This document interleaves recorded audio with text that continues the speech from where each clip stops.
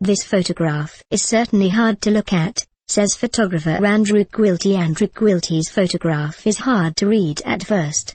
Under this sea of orange, we can barely distinguish a form, an infant Afghan boy, named Gul Ahmad, who suffers from acute malnutrition.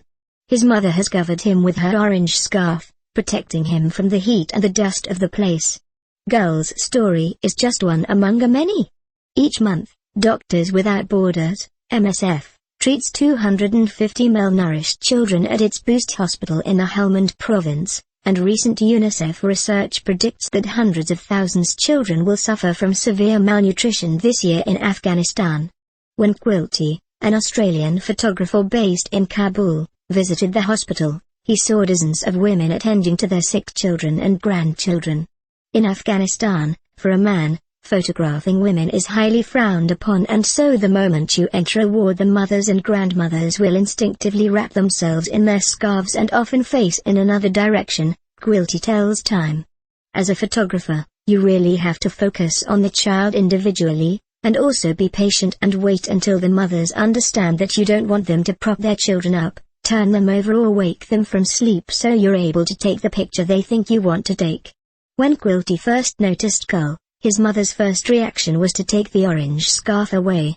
In that sort of case I try to indicate that they don't have to do anything differently, he says. You already feel very disruptive being in the ward as it is, so I suppose you try to do what you can to minimize the disruption. Quilty's eerie image speaks of the dire conditions in a country that has gone through successive conflicts since the late 1980s. This photograph is certainly one of, if not the only image of my own that I've really found hard to look at, he says. I suppose it has something to do with the fragility or the innocence of this boy.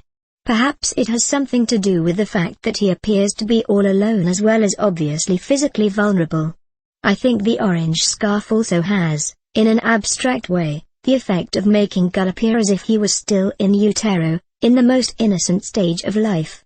The photograph also makes Quilty angry, he says, especially after hearing his own Prime Minister speak about the end of the war in Afghanistan meaning hope for a brighter future.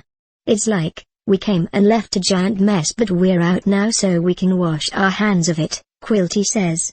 In Helmand, the fighting is only getting worse.